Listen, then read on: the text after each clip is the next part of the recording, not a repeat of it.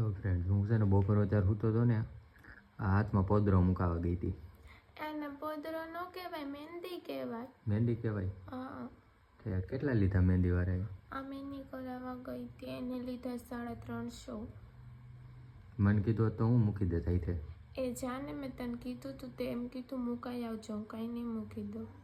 હવે શું કરવાનું છે એનું?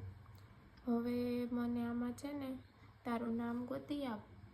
મારું નામ એવું લખાવવું પડે એમાં? હા, ગોતી આપ, મેં લખાવ્યું છે. મારું નામ ક્યાં છે આમાં?